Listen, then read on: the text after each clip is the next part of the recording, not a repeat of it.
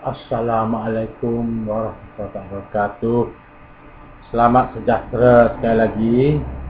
Saya merupakan jurucakap daripada pergerakan penganalisis ahli-ahli siasat atau PAS.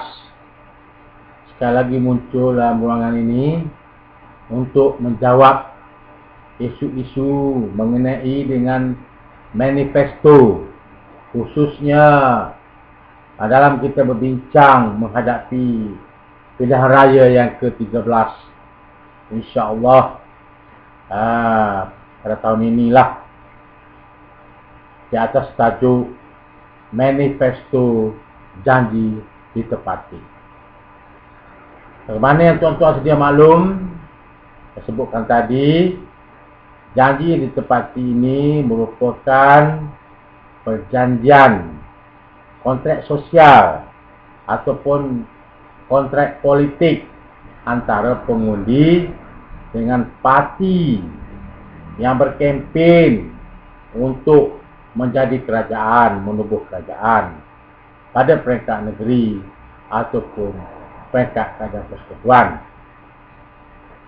Peringkat kerajaan persekutuan, kerajaan yang memerintah, bagaimana disebutkan tadi pada musim yang lalu, baru-baru ini saya sebut dalam siri yang lepas, bahawa seseorang pemimpin itu dipegang kepada janji, kata-katanya.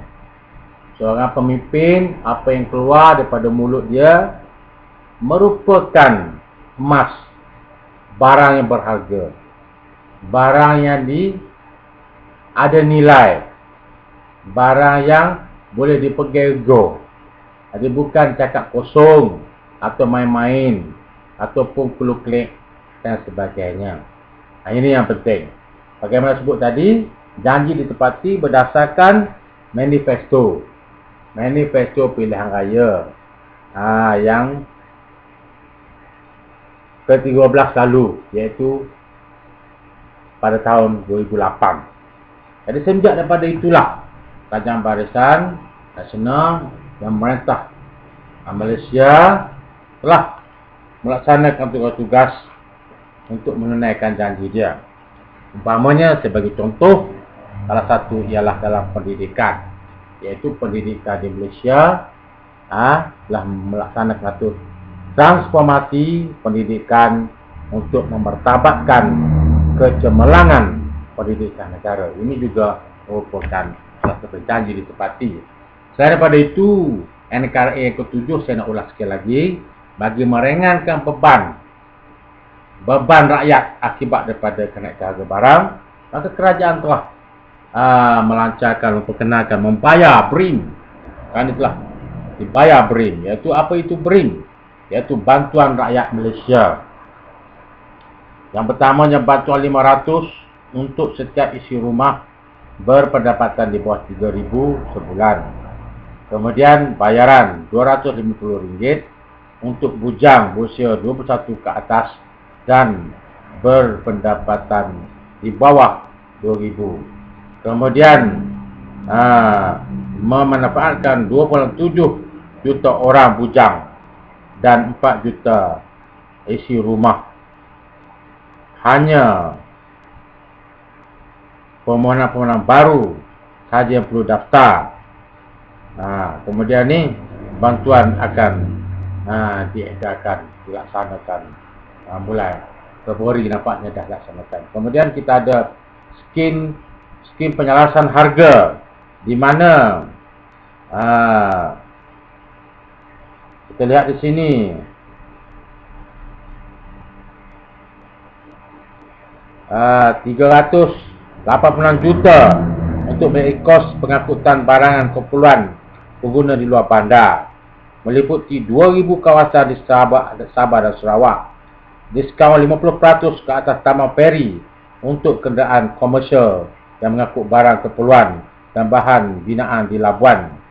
Memastikan bekalan barangan keperluan konsisten dan cekap. Ini juga iaitu skim penyelesaian harga. Kemudian kita ada bantuan pelajar. Semua orang sudah tahu bahawa RM1 untuk pelajar ya. Dimanfaatkan oleh 54 juta pelajar tahun 1 hingga tingkatan 5. Peruntukan keseluruhan ialah 540 juta.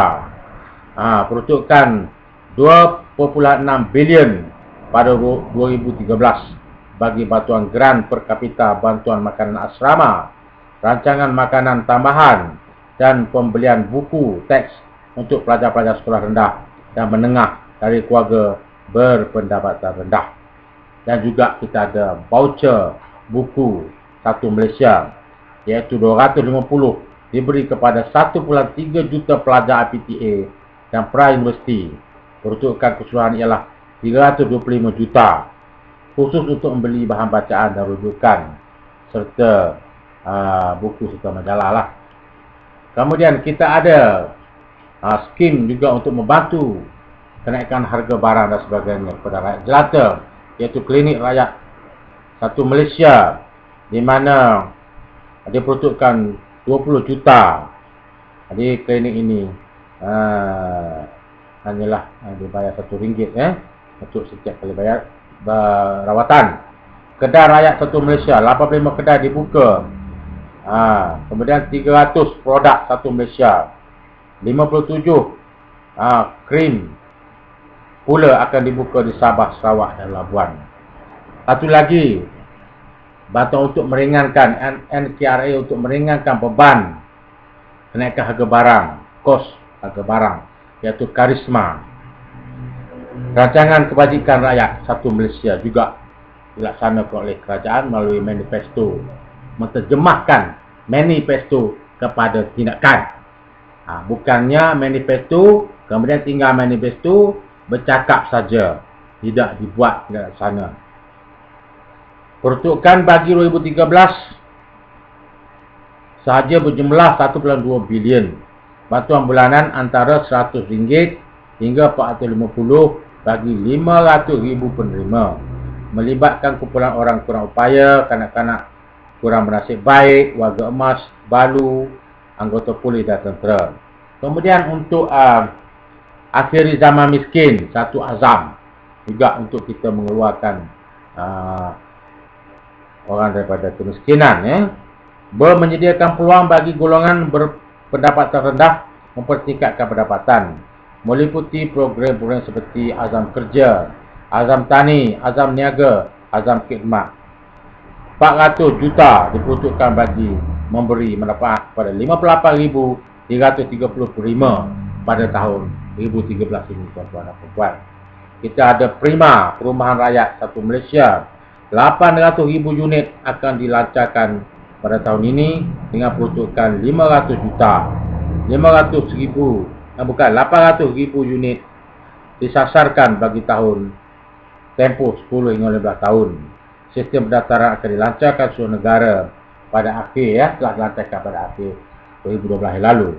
Kemudian kita ada transformasi kedai runcit ataupun tukar, di mana sasaran 500 kedai tukar pada setiap tahun. Pemilik kedai diberi RM20,000 hingga RM60,000 untuk mengubah suai kedai, khusus untuk kedai runcit yang luasannya tidak melebihi 2,500 kaki persegi. Jadi ambil peluang ini, tuan-tuan. Tak kira parti, tak mengiralah warna kulit dan sebagainya. Kerajaan bawah pimpinan Datuk Seri Najib ini, mereka tidak mengira semua itu, kecuali diberilah satu orang yang berkelayakan. Kita juga ada rumah tumpangan buat kumpulan miskin bandar, iaitu Anjung Singgah, di mana menyediakan perlindungan, makanan, kaunseling dan rujukan pekerjaan untuk kumpulan tidak bernasib baik di bandar. 4 buah Anjung Singgah sudah beroperasi di KL, Kuching, Johor Bahru dan Pulau Pinang. 6 buah lagi akan dibukalah pada tahun ini, 2013. Menu Rakyat Satu Malaysia, iaitu sarapan pagi RM2, makan tengah hari RM4. Terdapat 2,608 kedai makan di seluruh negara dan akan ditingkat kepada 3,000 menjelang tahun 2012. Terdapat 160 kafeteria di pusat-pusat pengajian tinggi yang melaksanakan menu rakyat satu Malaysia.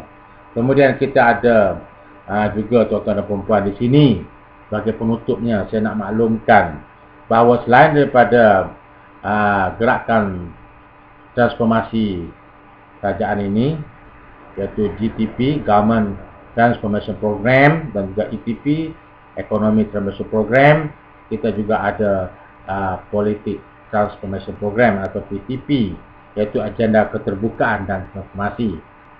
Ini transformasi politik di mana kerajaan telah pengenalan Akta Perhimpunan Aman. Kemudian yang seterusnya memasukkan Akta Keselamatan Negeri, memasukkan Ordinan Darurat, pemasuhan dan penyemakan Undang-Undang Lapuk, kajian semula Akta Universiti dan Kolej Universiti, memupuk rasa tanggungjawab melalui daftar media yang lebih terbuka kepada umum. Jadi tuan-tuan dan perempuan, sebagai penutupnya, izinkan saya menyimpulkan bahawa manifesto Kerajaan Persekutuan di bawah pimpinan Datuk Seri Najib telah pun berjaya dengan cemerlang sekali. Buktinya, di bawah GTP dan ETP, KDNK mencecah kepada 743.5 bilion, manakala pendapatan kasar negara PKN mencapai 901.8 bilion. Pelaburan langsung dari luar negara mencecah 13.6 bilion. Pelaburan dalam negara meningkat kepada 127.9 bilion. 313,000 pekerjaan baru diwujudkan melalui pelaburan ETP bernilai 179 bilion. Pendapatan per kapita meningkat kepada 30,956 daripada 29,661 pada tahun 2012. Malaysia di antara 25 negara paling kompetitif di dunia, yang paling bersaing, yang hebat. Kadar jenayah jalanan menurun 39% dan kadar keseluruhan jenayah jatuh 11%. Kaki tangan Perkhidmatan Awam menikmati kenaikan gaji 7 hingga 13%. Gaji minimal pekerja sektor swasta akan dilaksanakan. Kemiskinan tegar berjaya dibasmi dengan kenaikan taraf 44,000 isi rumah sudah dikeluarkan daripada kemiskinan lah. Kemasukan prasekolah meningkat kepada 77% pada 2011 berbanding 67% sahaja pada tahun 2009. Maknanya di sini tuan-tuan dan perempuan, janji ditepati. Kerajaan Persekutuan di bawah pimpinan Datuk Seri Najib, pemimpin yang bercakap, apa yang keluar daripada mulutnya merupakan emas berharga, ya, yang boleh dibuktikan melalui tindakan-tindakan dan juga program-program. Jadi janganlah sebut tak boleh membangun kerana tidak ada plan, tidak ada apa. Buatlah plan tu. Jangan duk sebut tak ada plan begitu begini. Buat plan. Jadi tuan-tuan dan puan, inilah dia keputusan pilihan raya tahun 2008 dulu, ya. Cuba kita tengok parti-parti yang bertanding di situ, ya. Inilah dia kedudukannya. Di mana di sini UMNO 79 kursi, MCA 15, PBB 14, SUPP 6, PRS 6, UPKO 4, SPDP 4, PBS 3, MIC 3, SAPP 2, Gerakan 2, PBRS 1, LDP 1, PKR 31, DAP 28, dan PAS 23 kursi di Parlimen. Jadi ini tuan-tuan, dengan betul-betulnya Kerajaan Barisan Nasional ini pada tahun 2008 yang lalu, maka dia telah pun mengotakan janji-janji sebagaimana yang ada di dalam manifesto Malaysia 2008 yang menggariskan mengenai dengan apa yang dikata ni selamat, aman dan makmur. Sekian, terima kasih. Salam daripada PPS ataupun PAS. Sekian, terima kasih.